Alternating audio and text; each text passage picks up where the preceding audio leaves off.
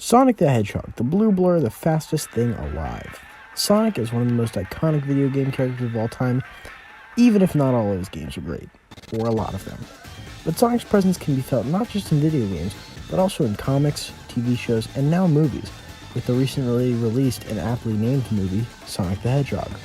However, with its infamous reveal, as well as the majority of video game movies being terrible, how did the Sonic movie end up being so good? Before I jump into the review, I just want to give a brief history of the lead-up to Sonic's release. The silhouette of Sonic was first shown on a poster on December 10th, 2018, which received less than favorable reactions from most people. Oh, those legs are way too human! Those legs are...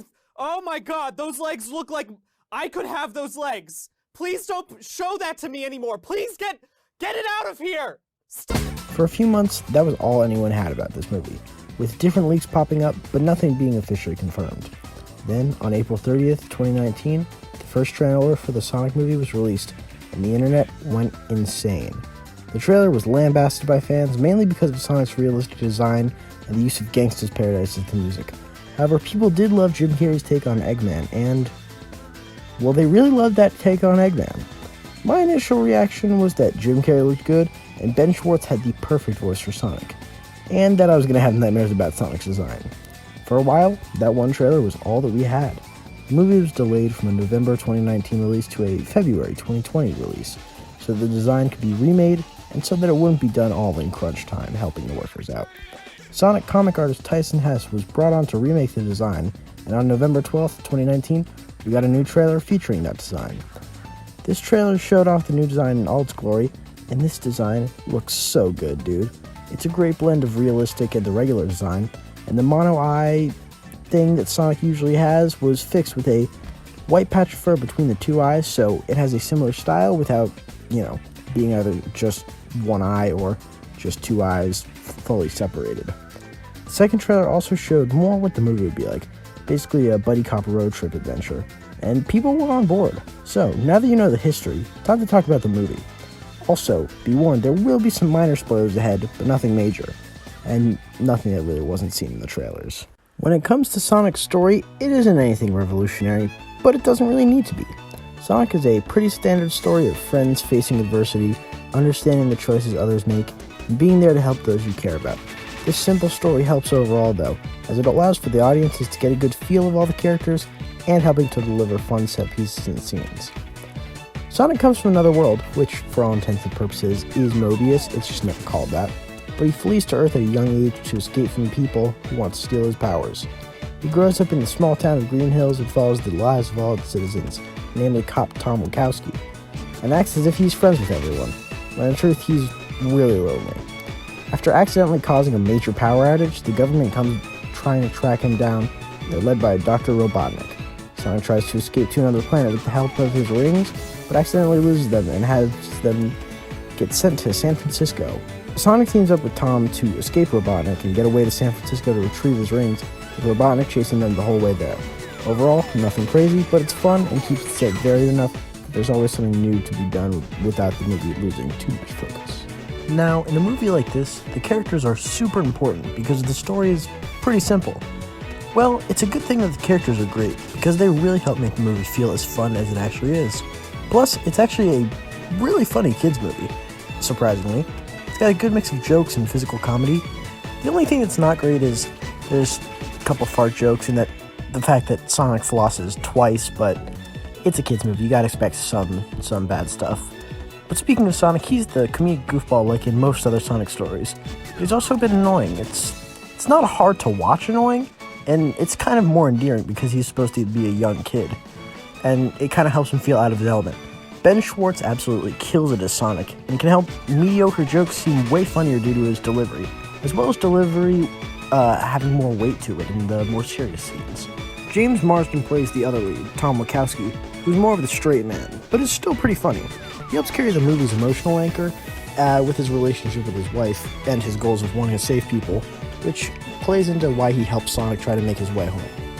However, I'd be a fool if I didn't mention Jim Carrey as Dr. Robotnik / Eggman, who does a spectacular performance. Granted, it's not like Eggman is in the games, it's definitely a different interpretation, but it works really well. Robotnik is an egotistical genius, which is best shown by how demeaning he is when talking to others, but he truly does have the genius to back up most of his claims. Carey's performance just brings so much energy and life to the role. He seemed like he had a lot of fun with it. Actually, all the actors seemed like they had a great time, which makes the movie feel more natural, more fun, and allows the characters to play off of each other better. That's actually what makes this movie so great, the fact that it's just plain fun. The movie only gets serious in a few parts, but the rest of it is just a blast. The road trip nature of the movie is great because it keeps the characters moving to different locations all the time, so one area isn't exhausted at any point. The way Sonic and Tom play off each other also makes it fun, as they do point out the inherently bizarre nature of what's happening, but Tom still goes along with it.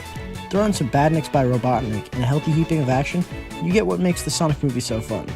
It would have been all too easy for them to try and make something hyper serious, which concept art shows that we almost had that, but instead everything is fun and heartwarming, which is the perfect tone for a movie about a super fast hedgehog. Something that really surprised me that I wasn't expecting to be as good as it was in the movie was the fight scenes. There's a couple of fight scenes throughout the movie, but they're each really unique. Without going into heavy spoilers in regards to them, one of them is similar to the Quicksilver scenes from the X-Men movies, another's a high-speed road chase, and the final big fight is the biggest scale, is the most fun of them all. Since the fight aren't overused and they each have a very different style, there's nothing stale or anything that really feels samey between the different fights. Plus, the way each fight scales in danger is a nice way to keep raising the stakes without having to introduce artificial ways, such as new MacGuffins or putting random people in danger or other characters in danger. One thing that even the worst video game movies always manage to do is include Easter eggs about the original series. Look at you, Doom Annihilation. But in Sonic, there are some pretty great ones.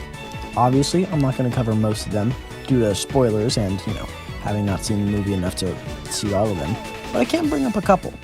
One of the biggest is Sonic's Rings, which create a giant ring portal similar to the entrance to get Chaos Emeralds in the game. Also, towards the end of the movie, there's a scene where Sonic is running down a hill in San Francisco, and the angle is dead on for the ending of City Escape in Sonic Adventure, where the gun truck starts chasing you. There are also a fair amount of references to Sonic's animations, such as his ledge balance, his slide, his spin dash, him curling into a ball, and he even pulls his Smash Bros. Pose at once, which really caught me off guard during the movie. There are also some musical Easter eggs. Obviously, Sonic getting his ring is a jingle, the level complete jingle is there, Green Hill Zone, but there's also some more subtle ones, like Eggman's theme being an orchestrated and slowed down remix of the Lair theme from the Adventures of Sonic cartoon.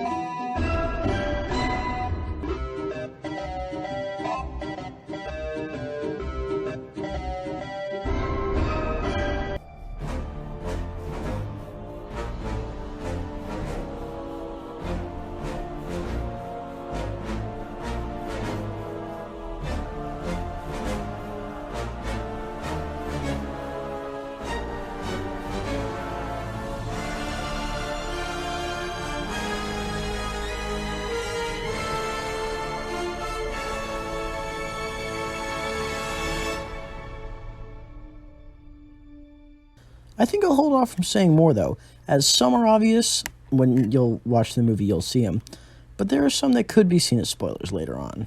It's crazy to think that with as rocky of a start as it had, the Sonic movie managed to pull itself from the depths of mediocrity to become something really special. It's a fun video game movie with tons of heart put into it, and, eventually, lots of care for Sonic.